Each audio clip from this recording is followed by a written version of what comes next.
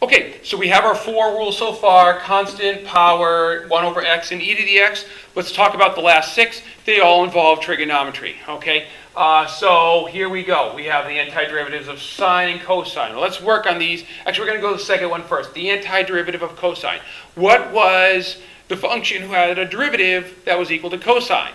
Yes, it was sine of x. So the antiderivative of cosine will be sine x, and again, don't forget our arbitrary constant, sine x plus c. Okay, now let's talk about the antiderivative of sine. Well, if you recall, we were thinking cosine, yes, and we're going to have cosine in our answer, all right? The derivative of cosine was the opposite of sine, all right? So if we're trying to take the antiderivative of sine, well, we need to take that opposite into account. So the antiderivative of sine will be negative cosine x plus c. So cosine antiderives to sine, sine antiderives to negative cosine.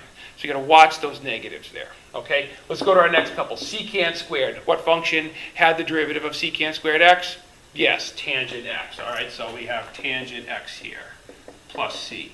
All right, and if you recall, cosecant squared was part of the derivative of cotangent, except the derivative of cotangent is negative cosecant squared. We need to take that negative into account, so we're going to have negative cotangent x plus c. Okay, and then down here, secant tangent, which trig function had the derivative of secant x times tangent x? Yep, that was secant x right there, so we're going to put secant x plus c, and then cosecant cotangent, that was cotangent, but again, we had that negative sign in our derivative. It's not there, so it pops into our antiderivative to average everything out. So what we deal with now are 6 more antiderivatives, along with these 4. You got to learn them all, so start memorizing. Those are your rules for antiderivatives.